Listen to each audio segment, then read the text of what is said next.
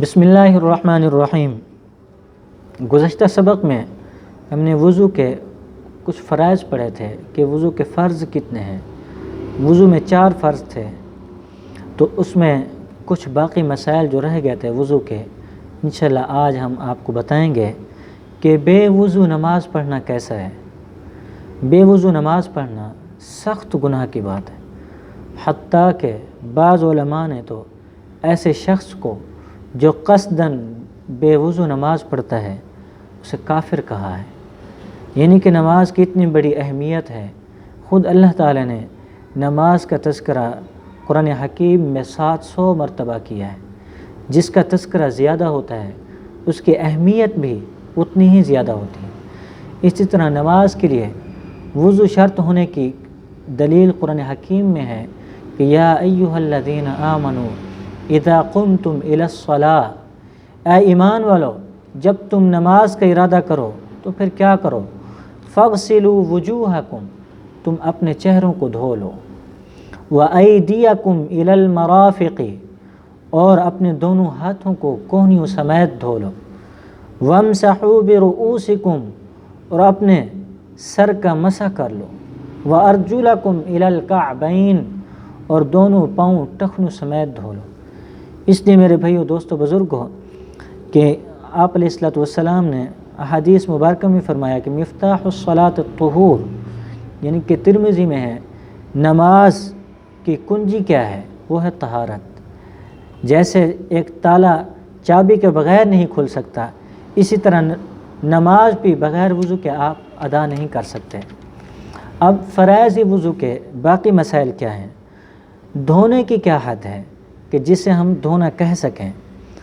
دھونے کی حد یہ ہے کہ اتنا پانی ڈالنا کہ عضو پر بہہ کر 1-2 قطرے ٹپک جائیں، دھونے کی یہ ادنی مقدار ہے۔ اس سے کم کو دھونا نہیں کہتے۔ مثلا کسی نے ہاتھ بھگو کر منہ پر پھیر لیا، یا اس قدر تھوڑا پانی ڈالا کہ وہ منہ پر ہی رہ گیا، بہا نہیں، تو اس کو دھونا نہیں کہتے، اور نہ ہی آپ کا وضو صحیح ہوگا۔ اور جن اعضاء کا دھونا وضو میں فرض ہے، انہیں کتنی مرتبہ دھونے سے فرض ادا ہوگا؟ 1 مرتبہ دھونا فرض ہے، اور اس سے زیادہ 3 مرتبہ تک دھونا سنت ہے، اور 3 مرتبہ سے زیادہ دھونا ناجائز اور مکروہ ہے۔ کہاں سے کہاں تک منہ کا دھونا فرض ہے؟ پیشانی کے بالوں کی جگہ سے تھوڑی کے نیچے تک، اور ایک کان کی لو سے دوسرے کان کی لو تک، یہ چہرے کا دھونا فرض ہے۔ اب پیشانی کے بالوں کی جگہ سے لے کر تھوڑی کے نیچے تک، یعنی کہ اور ایک کان کی لو سے دوسرے کان کی لو تک، یہ فرض ہے، یعنی کہ فرض میں داخل ہے۔ اس میں ایک بال برابر بھی اگر خشک جگہ رہ گئی تو آپ کا وضو باقی نہیں ہوگا۔ اب جن اعضاء کا دھونا فرض ہے، ان میں سے اگر تھوڑی سی جگہ خشک رہ گئی تو وضو درست ہوگا یا نہیں؟ اگر ایک بال کے برابر بھی کوئی جگہ سوکھی رہ جائے تو وضو نہیں ہوگا۔ اسی طرح اگر کسی شخص کے 6 انگلیاں ہوں تو 6ٹھی انگلی کا دھونا فرض ہے یا نہیں؟ ہاں، 6ٹھی انگلی کا دھونا بھی فرض ہے، کیونکہ جو چیز فرائض میں داخل ہو اس مقام میں اگر داخل ہو تو اس جگہ کا دھونا بھی فرض ہے، چاہے وہ زائد ہی کیوں نہ ہو۔ اسی طرح مسح کرنے کے کیا معنی ہے؟ ہاتھ کو پانی سے تر کر کے بھگو کر کسی عضو پر پھیر دینا، اس کو مسح کہتے ہیں۔ اب سر پر مسح کرنے کے لیے نیا پانی لینا ضروری ہے یا ہاتھوں پر باقی رہی ہوئی تری کافی ہے؟ سر پر جب ہم مسح کرتے ہیں تو اس کے لیے نیا پانی لینا بہتر ہے، لیکن اگر ہاتھ دھونے کے بعد باقی رہی ہوئی تری سے مسح کر لے تو وہ بھی کافی ہے، مگر جب ہاتھ سے 1 مرتبہ مسح کر لیا تو پھر دوسری جگہ اسے مسح کرنا جائز نہیں۔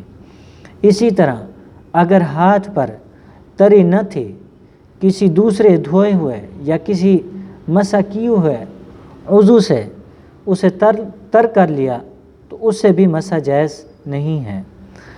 اگر ننگے سر پر بارش کی بوندیں پڑ گئیں اور سوکھا ہاتھ سر پر پھیر لیا اور ہاتھ سے بارش کا پانی یعنی کہ سر پر پھیل گیا، جب ہاتھ مارا تو وہ بارش کا پانی سر پر پھیل گیا، تو کیا مسح ادا ہو گیا یا نہیں؟ مسح ادا ہو گیا۔ اب وضو میں آنکھوں کے اندر کا حصہ دھونا فرض ہے یا نہیں؟ آنکھوں کے اندر کا حصہ، ناک کے اندر کا حصہ اور اسی طرح منہ کے اندر کا حصہ، ان کا دھونا فرض نہیں ہے۔ اس طرح وضو کرنے کے بعد سر منڈایا یا ناخن کتروائے تو سر پر دوبارہ مسح کرنا یا ناخن کو دھونا ضروری ہے یا نہیں؟ ان کا دھونا ضروری نہیں ہے۔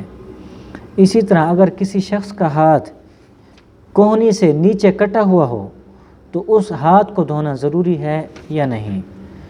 ہاں، جب تک یعنی کوہنی یا اس سے نیچے کا کچھ حصہ باقی ہو تو اس کو دھونا فرض ہے۔ اس لیے یہ فرائض وضو کے باقی مسائل تھے۔ اب سنن وضو کے باقی مسائل کیا ہیں کہ اگر وضو میں نیت نہ کرے تو اس کا کیا حکم ہے؟ اگر وضو کی نیت نہ کی، جیسے دریا میں گر گیا یا بارش میں کھڑا رہا اور تمام اعضائے وضو پر پانی بہہ گیا تو وضو ہو جائے گا، یعنی اس وضو سے نماز پڑھ لینا جائز ہے، لیکن وضو کا ثواب نہ ملے گا، اس لیے نیت کرنی ضروری ہے۔ اس کے بعد وضو کی نیت کس طرح کرنی چاہیے؟ نیت کے معنی ارادہ کرنے کے ہیں۔ جب وضو کرنے لگے تو یہ ارادہ کرے کہ ناپاکی دور کرنے اور پاکی حاصل ہونے اور نماز جائز ہو جانے کے لیے وضو کرتا ہوں، بس یہ ارادہ اور خیال کر لینا ہی وضو کی نیت ہے۔ اسی طرح نیت کا زبان سے کہنا ضروری ہے یا نہیں؟ زبان سے کہنا ضروری نہیں، ہاں کہہ لے تو کچھ مذائقہ بھی نہیں ہے۔ اسی طرح وضو ہونے کی حالت میں نیت وضو کرے تو کیا نیت کرے؟ صرف یہ نیت کرے کہ وضو پر وضو کرنے کی فضیلت اور ثواب حاصل کرنے کے لیے وضو کرتا ہوں۔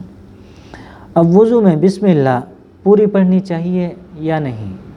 بسم اللہ الرحمن الرحیم پوری پڑھنا یا بسم اللہ العلی العظیم والحمد للہ علی دین الاسلام یا بسم اللہ والحمد للہ تینوں طرح پڑھنا جائز ہے۔ مسواک کرنا کیسا ہے اور اس کا طریقہ کیا ہے؟ مسواک کرنا سنت مؤکدہ ہے، اس کا بہت بڑا ثواب ہے اور اس میں بہت فائدے بھی ہیں، یعنی کہ مسواک کرنے کے بہت سے فوائد ملتے ہیں ہمیں۔ پہلا فائدہ یہ ہے کہ مسواک کسی کڑوے درخت کی جڑ یا لکڑی کی ہونی چاہیے، جیسے پیلو کی جڑ یا نیم کی لکڑی۔ مسواک ایک بالش سے زیادہ نہ رکھنی چاہیے، دھو کر مسواک کریں اور دھو کر ہی رکھے۔ اول دائیں طرف کے دانتوں میں پھر بائیں طرف کے دانتوں میں کرنی چاہیے۔